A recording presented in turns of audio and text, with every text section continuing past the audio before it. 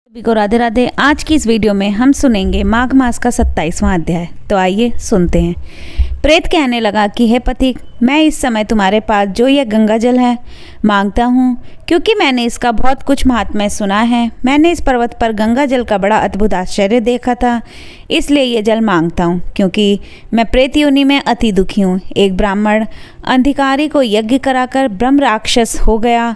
वह हमारे साथ 8 वर्ष तक रहा। उसके पुत्र ने उसकी अस्थियों को इकट्ठा करके गंगा में कनखल स्थान पर गिरवा दिया। उसी समय वह राक्षसत्व त्याग कर सतगति को प्राप्त हुआ। यह मैंने प्रत्यक्ष देखा है, इसलिए मैंने तुमसे प्रार्थना की है। मैंने पहले जन्म में तीर्थ स्थानों में बड़े बड़े दान लिए थे और उनका प्रायश्चित नहीं किया था। इसी से मैं हजारों वर्ष तक इस प्रेत योनि, जिसमें अन्न और जल मिलना अति दुर्लभ है, दुख पा रहा हूँ। इस योनि में मुझको हजारों वर्ष बीत गए। इस समय आप जल देकर मेरे प्राणों को, जो कंठ तक आ गए हैं, बचाओ। कुष्ठ आदि रोग से भी मनुष्य प्राणों को त्याग करने की इच्छा नहीं करता। देवदूती कहने लगे कि ऐसे उस प्रेत के वचन सुनकर वह ब्राह्मण बड़ा विस्मित हुआ और वह अपने मन में विचारने लगा कि संसार में पाप और पुण्य के फल अवश्य आ पड़ते हैं। देव दानव मनुष्य कीड़े मकोड़े भी रोगों से पीड़ित होते हैं। बाल तथा वृद्धा को मरण, अन्यथा अंधा तथा कुबड़ापन, ऐश्वर्य, दरिद्रता, पांडित्य तथा मूर्खता सब कर्मों से ही होता है। इस कर्म भूमि में जिन्होंने न्याय से धन इकट्ठा किया वह धन्य है।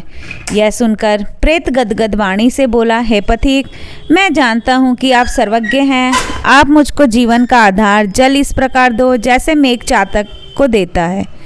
तब पथिक कहने लगा कि हे प्रेत, मेरे माता पिता भृगु क्षेत्र में बैठे हैं, मैं उन्हीं के लिए जल लाया हूँ। अब बीच में तुमने गंगा के संगम का जल मांग लिया। अब मैं इसी धर्म संदेह में पड़ गया कि क्या कांड वस्तु में यज्ञों को इतना नहीं मानता जितना प्राण रक्षा को मानता हूँ।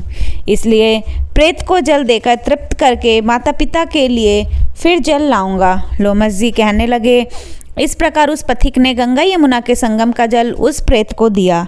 उस प्रेत ने प्रीतिपूर्वक जल को पिया। उसी समय वह प्रेत शरीर को छोड़कर दिव्य देहधारी हो गया। केरल कहने लगा कि बिंदु मात्र गंगा जल से वह प्रेत मुक्त हो गया। हम समझते हैं कि ब्रह्मा जी भी इस जल के गुण का वर्णन नहीं कर सकते, नहीं तो महादेव जी इस जल को मस्तक पर क्यों धारण करते। इस संसार में जो मनुष्य काया, वाचा और मनसा के पापों से रंग गए हैं, वह गंगा जल के बिना नहीं धुलते। गंगा जल के सेवन से मुक्ति सदा सन्मुख खड़ी रहती है। जिसके जल को स्पर्श करते ही प्रेत प्रेतत्व को छोड़कर मुक्ति को प्राप्त होते हैं। जो गंगा स्नान करता है वह वैष्णव पद को प्राप्त होता है। यदि संबंधी लोग गंगा जल से तर्पण करें तो नरक में रहने वाले पितर लोग स्वर्ग में चले जाते हैं और स्वर्ग में रहते हुए ब्रह्मत्व को प्राप्त होते हैं। गंगा जल के समान और कोई मुक्ति का साधन नहीं। वह प्रेत वहाँ से चला गया और 1 मास में जब माघ मास आया तो उसने सुने हुए प्रयाग महात्म्य को अनुसार गंगा यमुना के संगम पर स्नान करके पिशाच शरीर को धारण कर भक्ति पूर्वक नारायण को स्तुति करता हुआ वह द्रविड़ देश का राजा गंधर्वों से सेवित उत्तम विमान पर बैठकर इंद्रपुरी को गया। सोहे दिव्य, यह इतिहास पापों का जल्द ही नाश करता है। इससे धर्म का ज्ञान होता है। यह पुण्य, यश तथा कीर्ति को बढ़ाने वाला है। ज्ञान तथा मोक्ष को देने वाला है। तुम भी सद्गति पाने के लिए प्रयाग चलो। वहाँ पर हम ऐसा स्नान करें जो देवताओं को दुर्लभ होता हो। वहाँ पर श्राप से पैदा हुआ पिश्चपन सब नाश को प्राप्त हो जाएगा। इस प्रकार लोमस जी के मुख से अमृतमय मधुर कथा को सुनकर मानो अमृत पीकर सब प्रसन्न हुए और पाप रूपी समुद्र से पार हुए। उन्हीं के साथ सब लोगों ने दक्षिण दिशा को प्रस्थान किया। तो यहाँ पे हमारा 27वां अध्याय समाप्त होता है। इसी तरीके के अन्य अध्यायों को सुनने के लिए मेरे साथ जुड़े रहें अपने चैनल भक्ति दीपिका पर।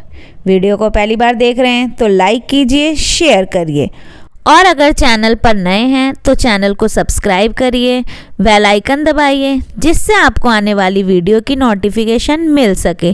धन्यवाद।